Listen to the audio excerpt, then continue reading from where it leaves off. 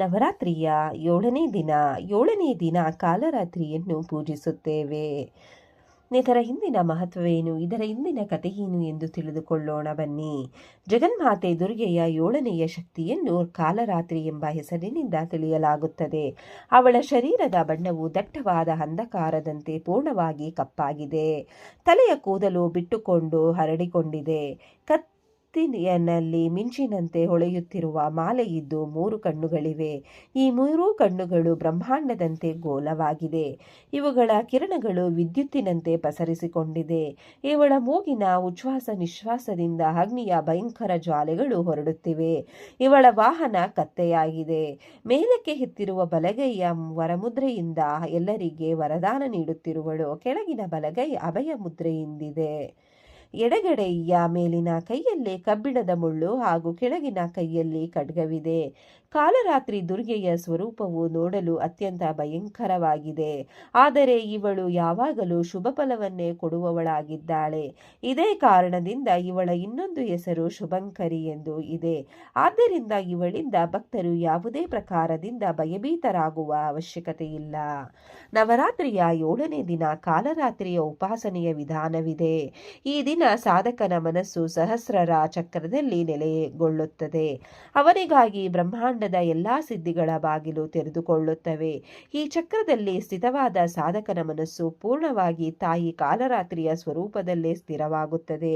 ಅವಳ ಸಾಕ್ಷಾತ್ಕಾರದಿಂದ ಸಿಗುವ ಪುಣ್ಯಕ್ಕೆ ಅವನು ಭಾಗಿಯಾಗುತ್ತಾನೆ. ಅವನ ಸಮಸ್ತ ಪಾಪ ವಿಘ್ನಗಳ ನಾಶವಾಗುತ್ತದೆ. ಅವನಿಗೆ ಅಕ್ಷಯ ಪುಣ್ಯ ಲೋಕಗಳ ಪ್ರಾಪ್ತಿಯಾಗುತ್ತದೆ. ಜಗನ್ಮಾತೆ ಕಾಲರಾತ್ರಿಯು ದುಷ್ಟರ ವಿನಾಶ ಮಾಡುವವಳಾಗಿದ್ದಾಳೆ. ದಾನವ, ದೈತ್ಯ, ರಾಕ್ಷಸ, ಭೂತ, ಪ್ರೇತ ಮುಂತಾದವು ಇವಳ ಸ್ಮರಣೆಯಿಂದಲೇ ಭಯಭೀತರಾಗಿ ಓಡಿ ಹೋಗುತ್ತವೆ.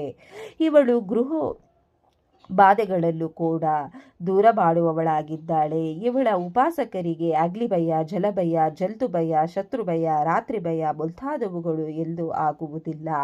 ಇವಳ ಕೃಪೆಯಿಂದ ಅವಳು ಸರ್ವಾರ್ಥ ಭಯಮುಕ್ತಳಾಗಿ ಹೋಗುತ್ತಾಳೆ. ಕಾಲರಾತ್ರಿ ದೇವಿಯ ಸ್ವರೂಪ ವಿಗ್ರಹವನ್ನು ತನ್ನ ಹೃದಯದಲ್ಲಿ ನೆಲೆಗೊಳಿಸಿ ಮನುಷ್ಯನು ಏಕನಿಷ್ಠ ಭಾವದಿಂದ ಅವಳ ಉಪಾಸನೆ ಮಾಡಬೇಕು.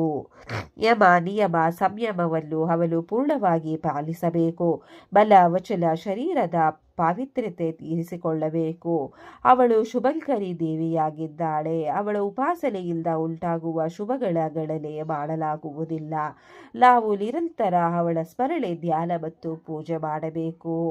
ಇದರೊಂದಿಗೆ ಕಾಲರಾತ್ರಿಯ ಕಥೆ ಮುಕ್ತಾಯಗೊಂಡಿದೆ. ಧನ್ಯವಾದಗಳು ಸ್ನೇಹಿತರೆ. ವಿಡಿಯೋ ನೋಡಿಕ್ಕೆ ಎಲ್ಲರಿಗೂ ಧನ್ಯವಾದಗಳು. ನಿಮಗೆ ಈ ವಿಡಿಯೋ ಇಷ್ಟ ಆಗಿದ್ರೆ ಪ್ಲೀಸ್ ಒಂದು ಲೈಕ್ ಮಾಡಿ. ನೆಕ್ಸ್ಟ್ ಇನ್ನು ಜಾಸ್ತಿ ವಿಡಿಯೋ ಹಾಕ್ತೀವಿ. ಹಾಗೆ ನಿಮ್ಮ ಫ್ರೆಂಡ್ಸ್ಗೆ ಶೇರ್ ಮಾಡಿ ಮತ್ತೆ ಸಬ್ಸ್ಕ್ರೈಬ್ ಮಾಡಿ. Thank you very much.